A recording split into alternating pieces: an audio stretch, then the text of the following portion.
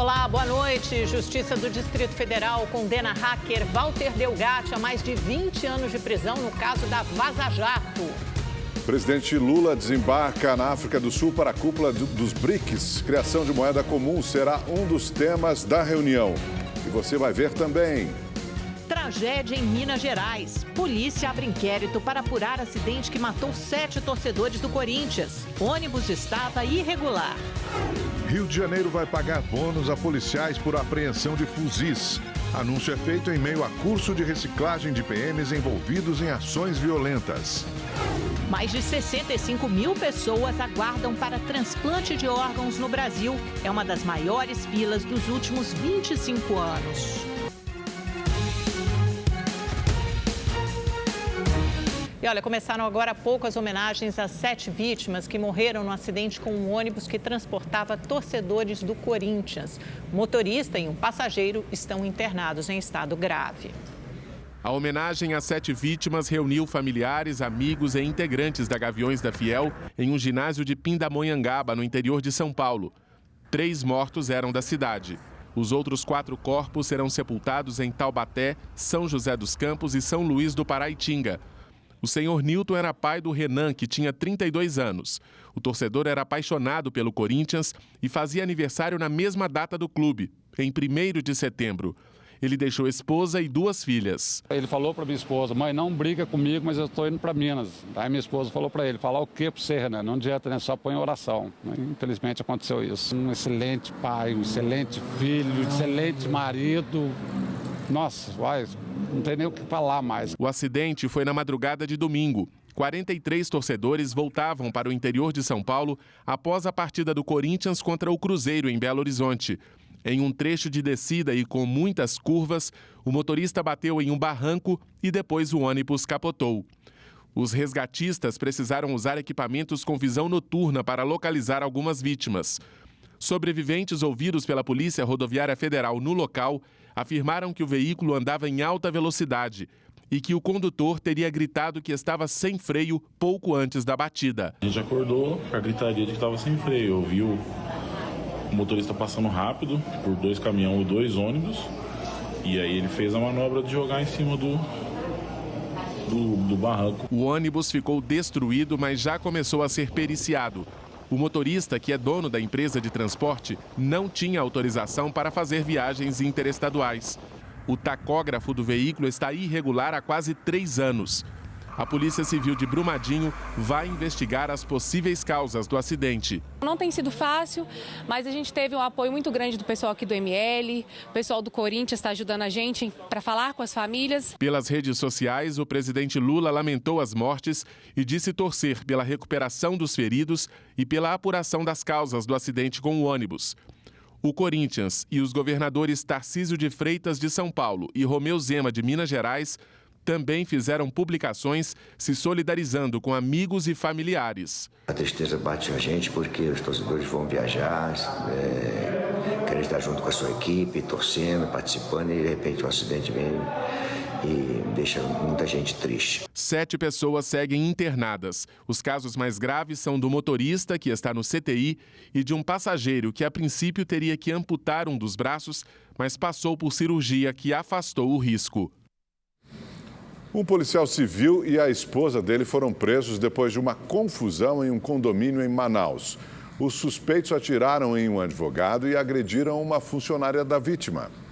A Câmara Municipal de Manaus deu início hoje ao processo de cancelamento e devolução da medalha de ouro Alfredo Barbosa Filho, honraria concedida em 2021 ao mestre de jiu-jitsu e investigador da Polícia Civil, Raimundo Nonato Machado. Ele e a esposa foram presos no último fim de semana depois de uma briga em um condomínio na capital do Amazonas. Nas imagens, a esposa de Raimundo, Jussana Machado, aparece agredindo uma mulher. Instantes depois, o advogado Igor de Menezes Colares, de 35 anos, tenta encerrar as agressões, mas é impedido pelo suspeito. Durante a briga, ele entrega uma arma à esposa. Segundos depois, com a vítima no chão, Jussana atira. Jussana foi presa em flagrante. A Justiça também expediu um mandado de prisão contra Raimundo, que tem histórico de atritos com outros vizinhos. Ele se entregou ontem à polícia. Subiu para 19 o número de mortos durante a Operação Escudo, na Baixada Santista. Um homem de 37 anos morreu em uma troca de tiros com policiais no Guarujá. Com ele, a polícia apreendeu uma mochila com drogas, anotações do comércio de entorpecentes, um radiocomunicador e uma arma. Desde o início da operação, 544 pessoas foram presas. 204 eram foragidas da justiça. 31 adolescentes, 76 armas e 890 quilos de drogas foram apreendidos. Os policiais do Rio de Janeiro que apreenderem fuzis serão premiados com dinheiro. O repórter Tony Vendramini conta pra gente os detalhes direto do Rio de Janeiro. Boa noite para você, Tony. De quanto será essa premiação para os PMs? Boa noite, Augusto. Boa noite, Amanda. Boa noite a todos que nos acompanham. A premiação será de R$5 mil para cada fuzil sem registro ou autorização legal apreendido em serviço ou durante a folga remunerada. O decreto publicado hoje no Diário Oficial vale para policiais civis e para policiais militares. Segundo o governador do Rio, Cláudio Castro, essa iniciativa faz parte do plano para tentar reduzir a letalidade por parte de agentes do Estado. Somente este ano, 366 fuzis já foram apreendidos no Rio de Janeiro. E por falar na letalidade por parte dos agentes de Estado, policiais militares que participaram de ações com morte ou lesão corporal começaram hoje um treinamento de reciclagem. Vamos ver na reportagem.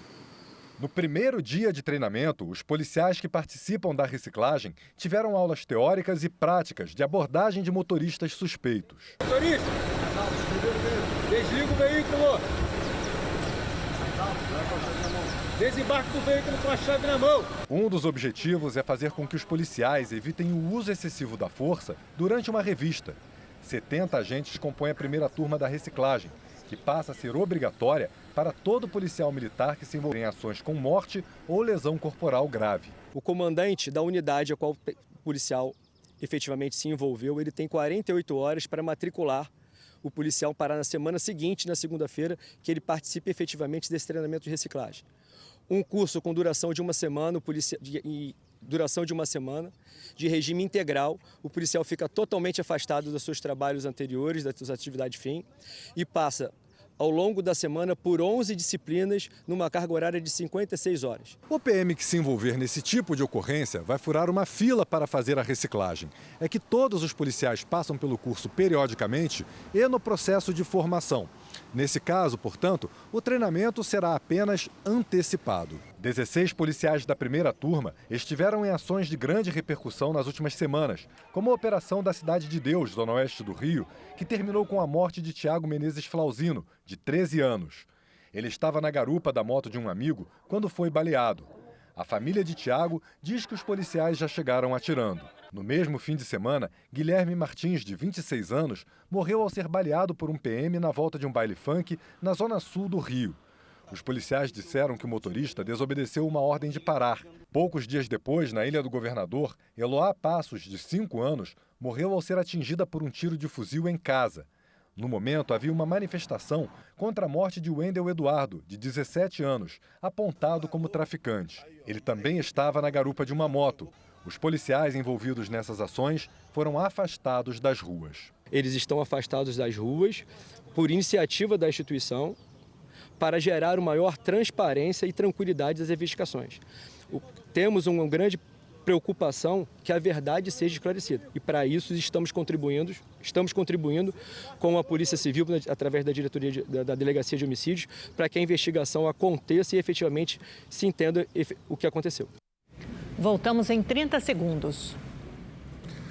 O Ministério da Saúde confirmou o primeiro caso de Covid com a nova subvariante Aedes no Brasil. O aumento de infecções por variações do coronavírus se dá ao mesmo tempo em que a cobertura vacinal com a bivalente é baixa em todo o país.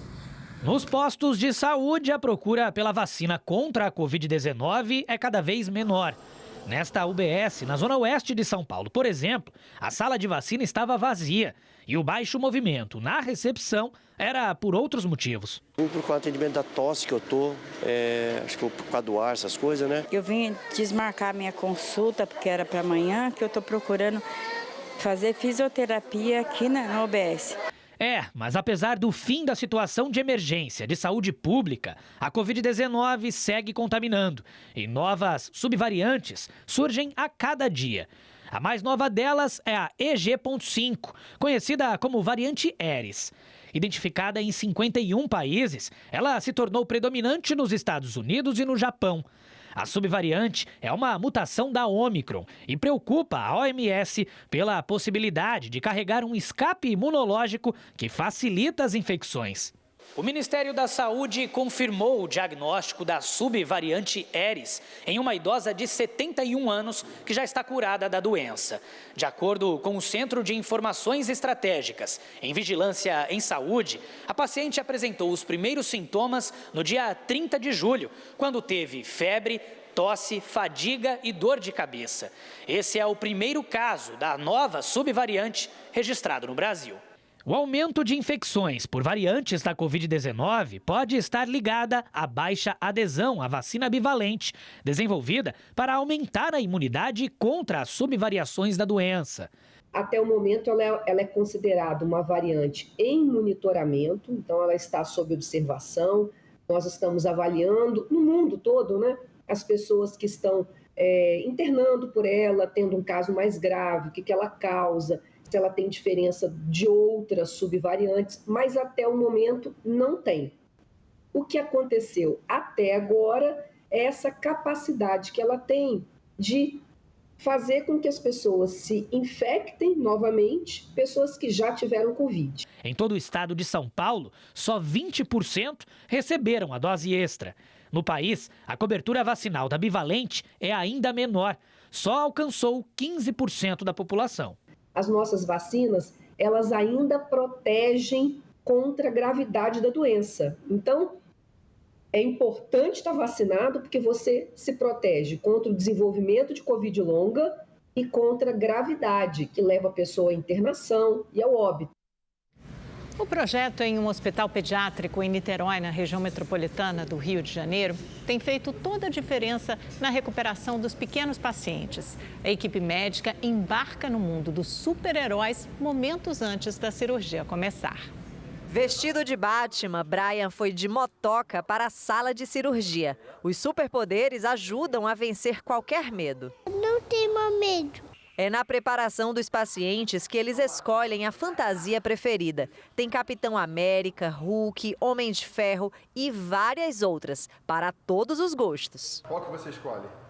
A do Homem-Aranha? Tem certeza que é do Homem-Aranha? Então vai ser do Homem-Aranha. O objetivo é proporcionar momentos de descontração e alegria, reduzindo o estresse das crianças que precisam passar por uma cirurgia. Está se sentindo mais forte agora? Sim. O projeto acontece no Hospital Getulinho, unidade pediátrica municipal em Niterói, região metropolitana do Rio de Janeiro. A ideia de transformar os pequenos em heróis e heroínas também ajuda a driblar o nervosismo dos pais. Eles ficam assim, no ambiente, ficando tão assim apreensivos no ambiente, né, de uma cirurgia, a gente também, né? Então parece que eles estão no parquinho brincando, né? Vai se divertir até a hora de cada um fazer a cirurgia, então tranquilo. Eu gostei muito da iniciativa aqui deles, da equipe aqui do hospital. O projeto foi idealizado pela equipe cirúrgica e apoiado por todos da unidade. As fantasias e brinquedos foram doados. Mais de 300 crianças já participaram da ação.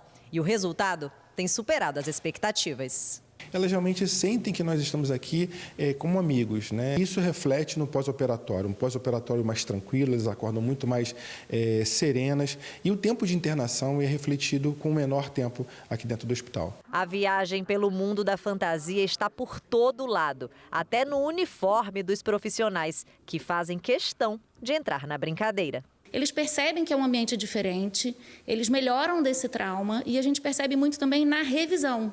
Eles operam hoje, voltam uma semana depois para a revisão e chegam sorrindo, não tem aquele medo de entrar no consultório mais, porque eles já conhecem a gente de uma maneira mais suave.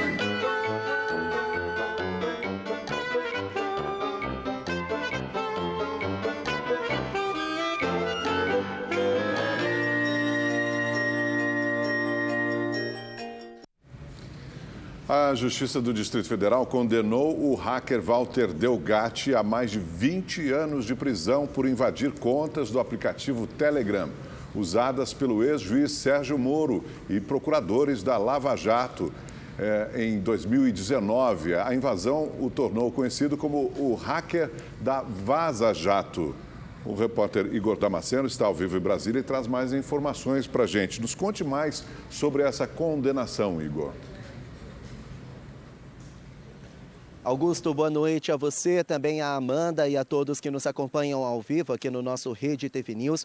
Walter Delgatti foi condenado por integrar uma organização criminosa e invadir dispositivo informático de uso alheio. O caso veio à tona, como você bem disse, em 2019, durante uma operação da Polícia Federal. Na época, a PF investigava uma invasão no celular do então ministro da Justiça, Sérgio Moro.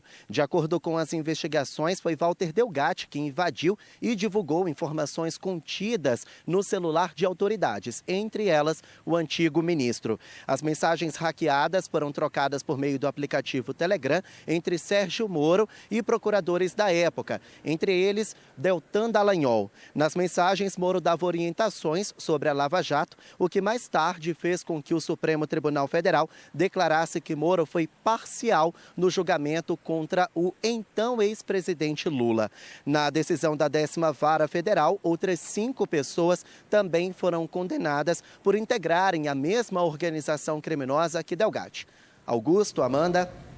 Igor, e ainda falando sobre decisões judiciais, a ministra do Supremo, Carmen Lúcia, deu um prazo a um juiz para explicar por que arquivou um processo contra Mauro Cid, que é o ex-ajudante de ordens, né? Uma espécie de secretário particular do então presidente Jair Bolsonaro. Nos conte esse outro caso e o prazo que a ministra deu, por favor.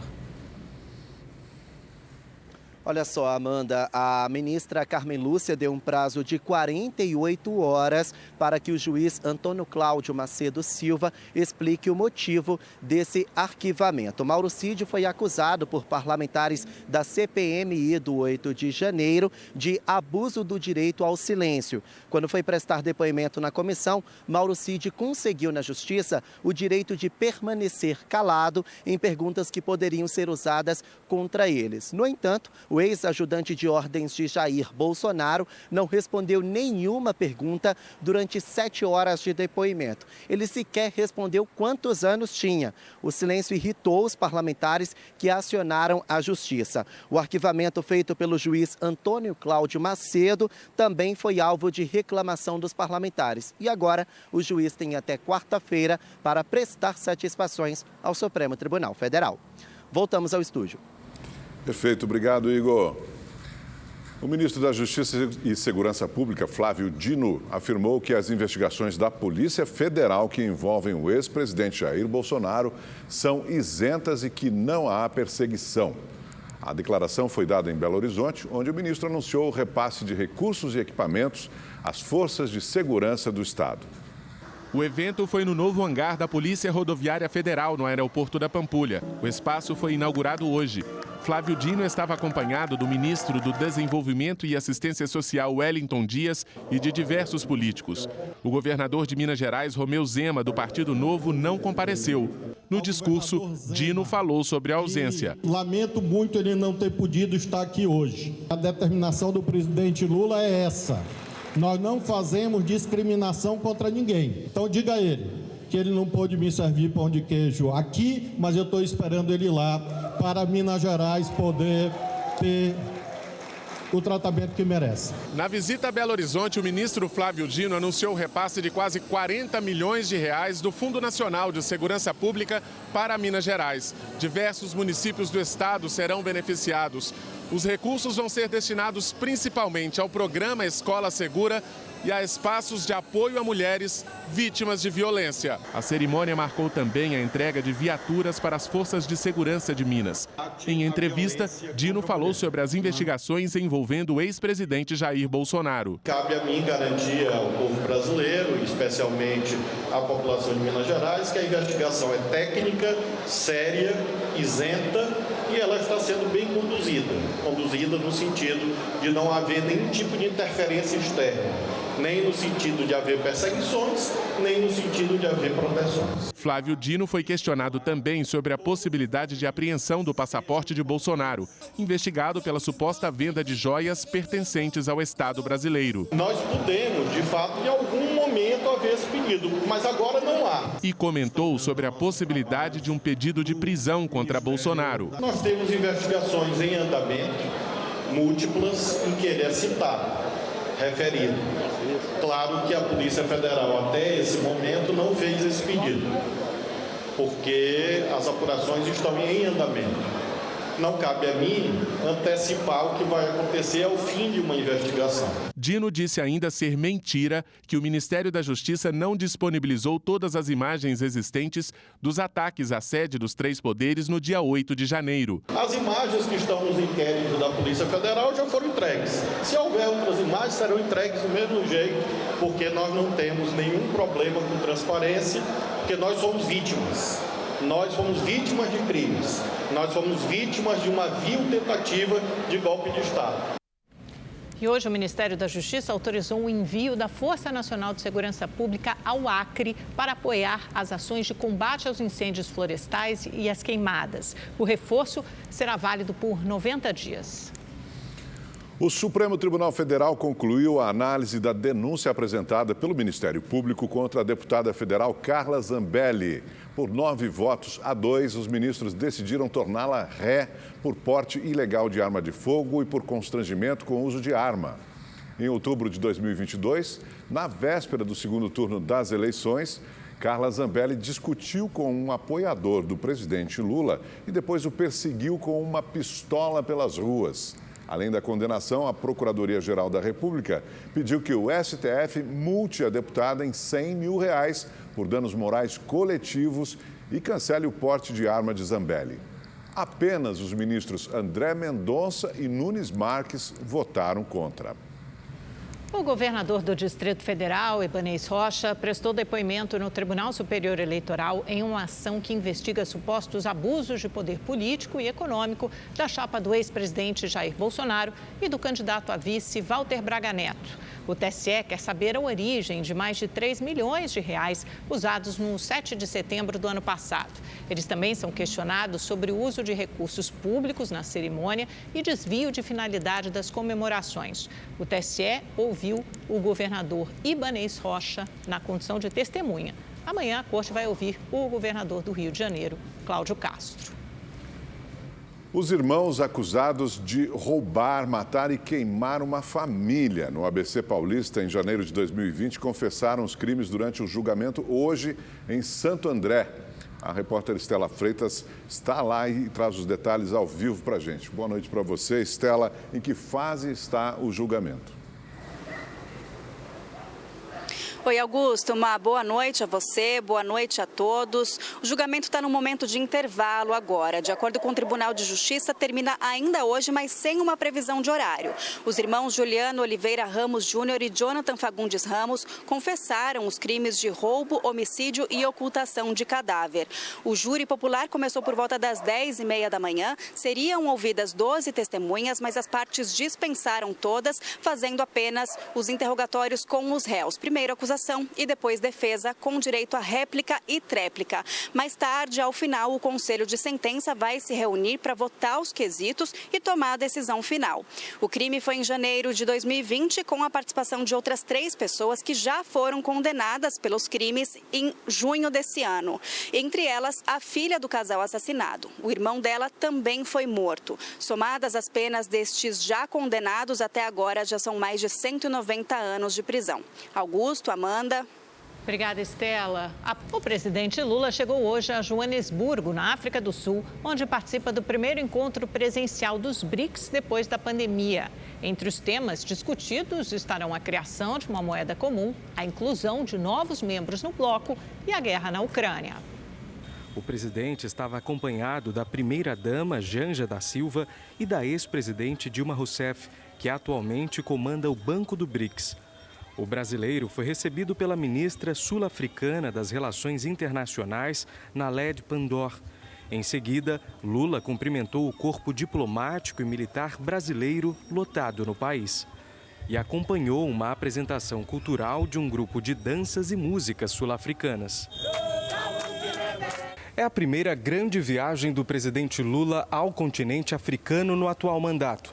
Na comitiva brasileira estão os ministros Fernando Haddad, da Fazenda, Aniele Franco, da Igualdade Racial, Mauro Vieira, das Relações Internacionais e Celso Amorim, assessor especial para assuntos internacionais. O encontro começa na terça-feira e vai até quinta, no Centro de Convenções Sandton, em Joanesburgo. Uma das principais pautas durante esses 2 dias será a desdolarização. Lula apoia a criação de uma moeda comum ou o uso da cotação local dos países para transações internacionais, reduzindo a dependência do dólar.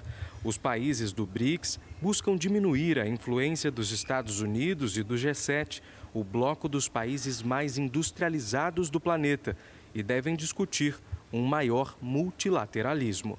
Brasil, África do Sul, Índia, China e Rússia. Os 5 membros do bloco representam 40% da população do mundo e 1/4 da economia global. Mais de 40 nações já demonstraram interesse em se juntar ao clube, entre elas Argentina, Irã, Arábia Saudita, Emirados Árabes e Cuba. Outro tema abordado é a guerra na Ucrânia. Lula quer aproveitar o encontro para tornar viável um possível caminho para a paz. A Rússia comparece de maneira presencial com o ministro das Relações Exteriores, Sergei Lavrov. O presidente Vladimir Putin participa de forma online. O líder russo tenta evitar a prisão. Desde março, há um mandado por crimes de guerra contra ele, emitido pelo Tribunal Penal Internacional. Putin é acusado de promover a deportação ilegal de crianças ucranianas para a Rússia. Depois de participar da 15ª cúpula do BRICS, Lula viaja para Angola e depois para São Tomé e Príncipe, onde participa no dia 27 de agosto da cúpula dos países de língua portuguesa. Kennedy Alencar comenta a viagem do presidente Lula à África. A viagem do presidente Lula à África tem o objetivo imediato de reativar o BRICS, o grupo que reúne Brasil, Rússia, Índia, China e África do Sul. Mas tem também uma outra razão, uma que mistura recuperar o terreno perdido na África para a China e reconhecer a dívida social que o Brasil tem com o continente por causa da escravidão. A agenda do BRICS é basicamente econômica. Há uma articulação brasileira para lançar uma moeda virtual a fim de ancorar transações comerciais. Essa iniciativa busca diminuir a dependência do dólar no comércio internacional. O outro debate é ampliar o BRICS, mas de uma forma que o poder do Brasil não seja diluído pelos interesses da China, que já tem assento permanente no Conselho de Segurança da ONU. O Brasil faz campanha para integrar esse conselho nas Nações Unidas. No jogo geopolítico, o Brasil possui afinidades com a China, mas também trava disputas políticas e comerciais. Na África, por exemplo, o governo Bolsonaro só se interessava pelas questões relevantes para as igrejas evangélicas brasileiras que se instalaram no continente. Enquanto isso, a China aumentou a sua presença diplomática e comercial. Lula quer recuperar terreno nas grandes obras de infraestrutura e também no comércio. Mas, sobretudo, o presidente brasileiro quer aumentar a influência política e os laços culturais com a África. O Brasil reconhece a dívida social que tem com os africanos escravizados que atravessaram o Atlântico nos períodos colonial e imperial. Reconhecer essa dívida e ajudar a África a se desenvolver é um imperativo moral. Não pode ser somente a busca por reabertura de mercados para nossas empresas e produtos. Aqui no Brasil, a Defesa Civil e o Corpo de Bombeiros de São Paulo monitoram um incêndio em uma área de preservação natural em Ilhabela, no litoral norte do estado. A Prefeitura de Ilhabela informou que funcionários de diversas secretarias municipais também atuam no combate ao incêndio. Nossa equipe entrou em contato por telefone com o prefeito Antônio Luiz Colucci, que destacou que o foco tem sido monitorar e preservar as moradias próximas ao fogo. Tentamos contato também com o governo de São Paulo e a Fundação Florestal, responsáveis pela área, mas não obtivemos retorno até agora. E agora, direto do Espaço da Sorte, na Avenida Paulista, você acompanha o sorteio da Quina ao vivo. O prêmio é de mais de 5 milhões de reais. E a gente volta em seguida, bem rapidinho, não saia daí.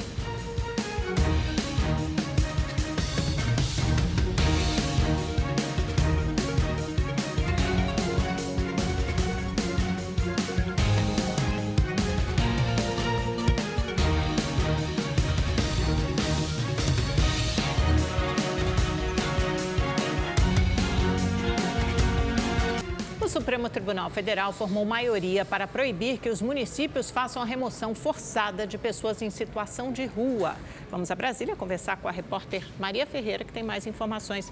Oi, Maria, boa noite. Boa noite, Amanda, Augusto, boa noite a todos que nos acompanham. Os ministros do STF referendaram uma decisão individual do ministro Alexandre de Moraes e essa decisão é de julho deste ano.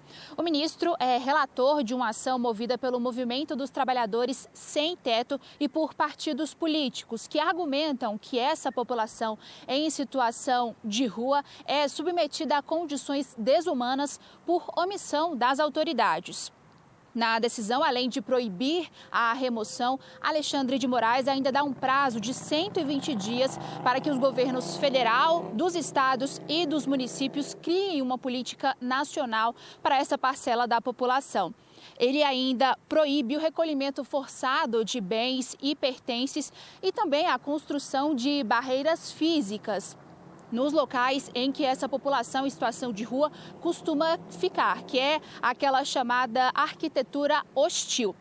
O julgamento é em plenário virtual e vai até a meia-noite de hoje. E até o momento, 8 ministros acompanharam o voto do relator, o ministro Alexandre de Moraes. Volto com vocês. Obrigado, Maria. E a Cracolândia é um problema aqui em São Paulo, né? Um problema a ser enfrentado, né?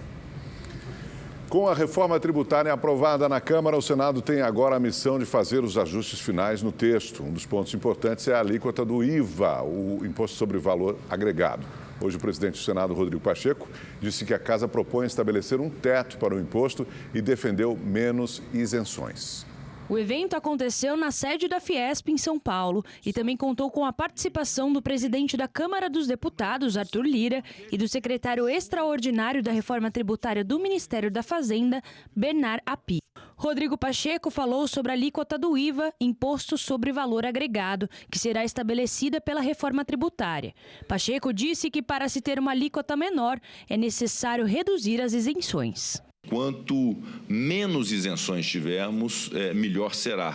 Mais justo será, do ponto de vista tributário, porque quanto menos isenções, menor então será a alíquota, que de fato é uma missão árdua do Senado Federal, dentre as suas atribuições constitucionais, essa fiscalização, a fixação de alíquota. Questionado sobre a preocupação de alguns setores com o valor dessa alíquota, Pacheco disse que o Senado pode definir um teto para o IVA.